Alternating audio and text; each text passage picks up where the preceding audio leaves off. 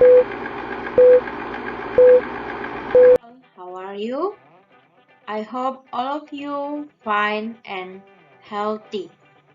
Sebelum kita memulai pembelajaran kita untuk pagi hari ini, teacher harap kalian bisa berdoa di dalam hati untuk tetap menyerahkan apapun yang menjadi pembelajaran kita ke hadapan Tuhan. Doa dimulai, doa selesai.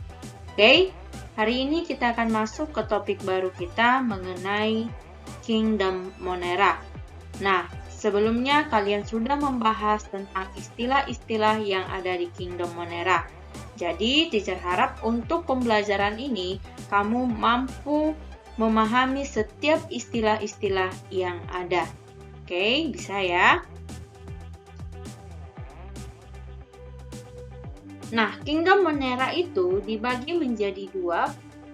Yang pertama adalah bakteri, yang kedua adalah cyanobacteria. Nah, untuk bakteri itu dibagi dua lagi.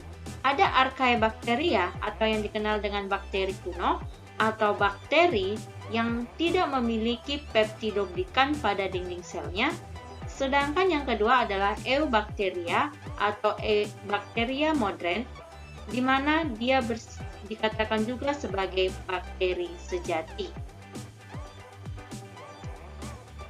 Selanjutnya kita akan bahas ciri umum dari bakteri itu sendiri.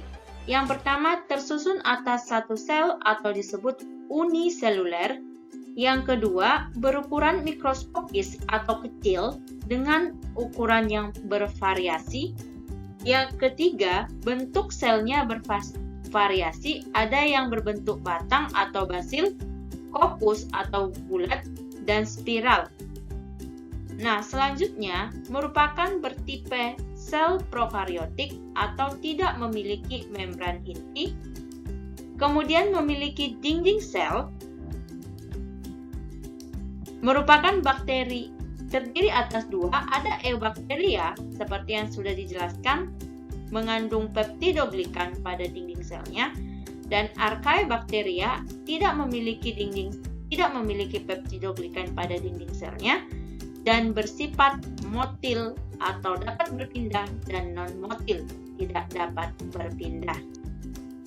Setelah mempelajari tentang ciri-ciri umumnya, mari kita membahas tentang struktur atau bentuk daripada si bakteri. Nah, di sini ada 3 bentuk dasar dari bakteri. Yang pertama ada dikenal dengan bentuk basil atau batang, yang kedua ada bentuk kokus atau bola, dan yang ketiga ada bentuk spiral atau spirilium. Nah, kemudian ada juga bentuk perpaduannya, seperti yang pertama ada kokobasil, di mana dia perpaduan antara bentuk koma dan batang, atau bentuk spiral dan batang. Yang kedua, contohnya adalah Coxiella burnetii atau penyebab demam Q. Yang kedua adalah Vibrio, dia berbentuk tanda koma.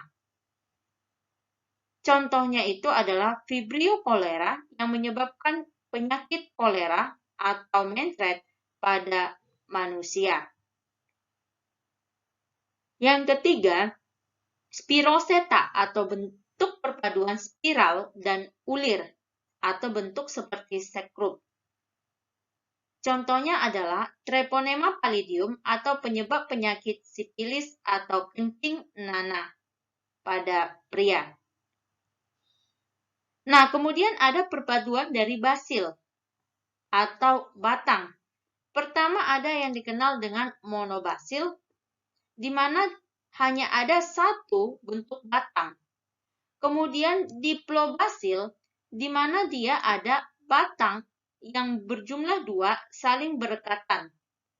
Dan yang terakhir adalah streptobasil, di mana batangnya lebih dari 2 dan dia saling berantai atau berikatan. Nah, untuk monobasil sendiri, itu contohnya adalah seperti Escherichia coli. Sedangkan diplobasil, contohnya itu adalah Moraxella lacunata atau penyebab katarak. Sedangkan yang terakhir adalah Streptobasil, contohnya adalah Lactobacillus moniliformis atau penyebab penyakit tenggorokan tikus dan menyebabkan demam gigitan tikus. Oke, itu dia ya. Kemudian ada juga perpaduan dari kokus atau bola. Nah, perhatikan di sini. Ada yang monokokus, hanya satu yang bulat ini. Itu adalah contohnya seperti si Chlamydia trachomatis atau penyebab penyakit mata trakoma.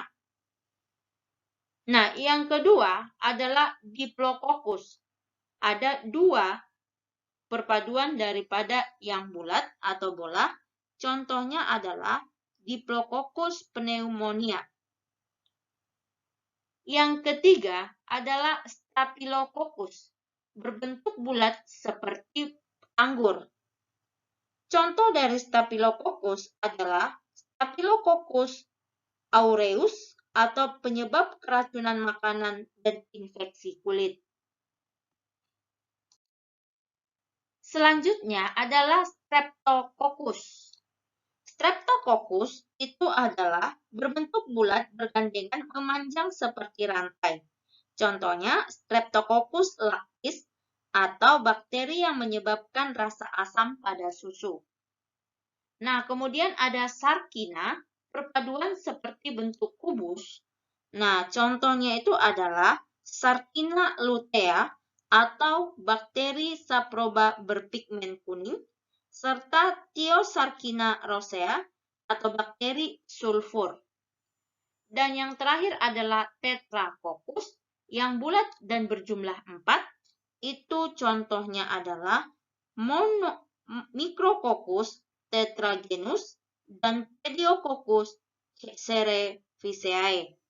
Nah, inilah contoh-contoh dari bentuk dasar bakteri, perpaduan bakteri, dan bentuk-bentuk agregatnya. Kita harap kalian bisa paham. Nah, berikutnya kita akan lihat struktur dari bakteri itu. Yang pertama adalah kapsul atau dikenal dengan lendir. Nah, ini adalah lapisan paling luar dari bakteri yang menyelimuti dindingnya. Nah, di mana lapisan lendir ini sangat tipis dan berfungsi untuk menjaga dari kekeringan. Kemudian, apabila bakteri patogen atau penyebab penyakit, kapsul melindungi bakteri dari pengaruh sistem kekebalan atau antibodi yang dihasilkan oleh sel inang. Jadi dengan kapsul, maka bakteri-bakteri patogen bisa lebih bertahan. Selanjutnya adalah dinding sel. Nah, di mana dinding sel ini memiliki lapisan peptidoglikan pada eubakteria, sedangkan archaea tidak memiliki peptidoglikan. Karena peptidoglikan ini adalah gabungan dari pepton atau protein, glikogen atau karbohidrat. Protein akan rusak pada suhu dan konsentrasi asam yang tinggi. Sedangkan archaea bakteri nanti akan kita pelajari hidup di daerah yang suhu dan kadar asam yang tinggi. Nah, dinding sel ini juga berperan dalam menjaga bentuk sel agar selalu tetap. Nah, selanjutnya yang ketiga adalah membran plasma atau dikenal dengan membran sel. Ya, peranan daripada membran sel ini adalah untuk sebagai membran yang bersifat selektif permeabel yang dapat dilewati oleh zat-zat tertentu dan juga berfungsi membungkus sitoplasma dan mengatur pertukaran zat yang berada di dalam sel dan di luar sel. Jadi dia yang mengatur zat yang masuk dengan zat yang keluar. Oke, selanjutnya adalah mesosom. Ya, mesosom ini jika di dalam sel pernah dengar mitokondria, jadi di bakteri namanya mesosom. Berfungsi untuk menghasilkan energi, membentuk dinding sel baru saat terjadi pembelahan sel, dan menerima DNA pada saat konjugasi. Apa itu konjugasi? Kita bahas saat reproduksi bakteri. Selanjutnya adalah sitoplasma atau cairan daripada sel. Nah, sitoplasma ini merupakan cairan koloid yang mengandung molekul organik, lemak, protein, dan karbohidrat, garam-garam, mineral, enzim, DNA, dan klorosom, dan juga ribosom, di mana dia berperan sebagai tempat terjadinya reaksi-reaksi metabolisme sel. Selanjutnya adalah ribosom. Nah, ribosom ini berperan sebagai sintesis protein dan RNA, dan jumlah ribosom di dalam suatu sel bakteri dapat mencapai ribuan. Misalnya pada Escherichia coli, itu bisa mencapai 15.000 ribosom.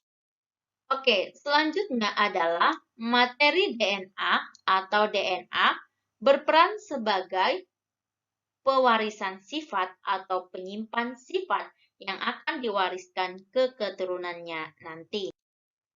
Selanjutnya ada yang dikenal dengan fakolagas atau granula.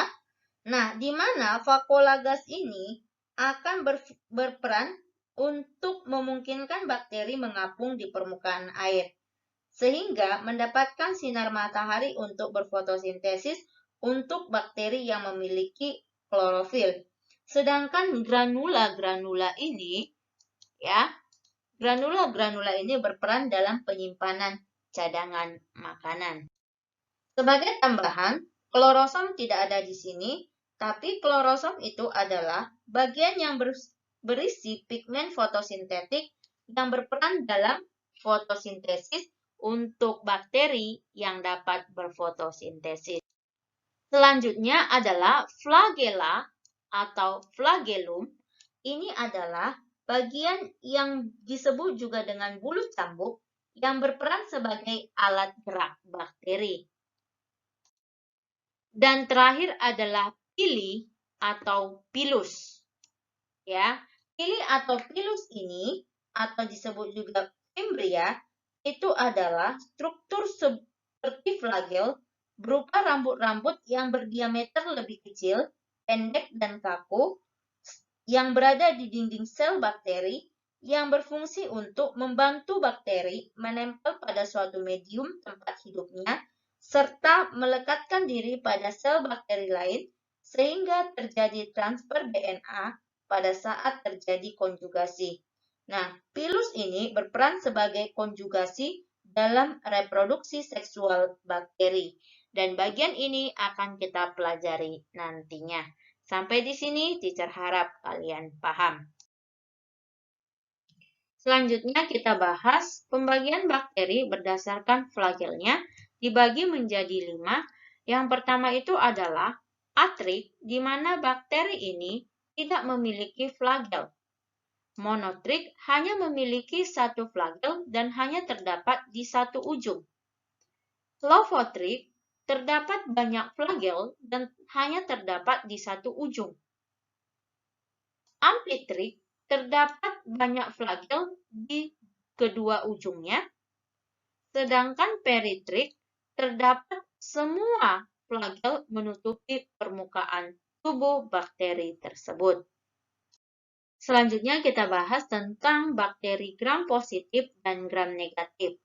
Gram positif adalah bakteri yang memiliki peptidoglikan yang tebal dan ketika pewarnaan dia akan menyerap warna violet atau ungu.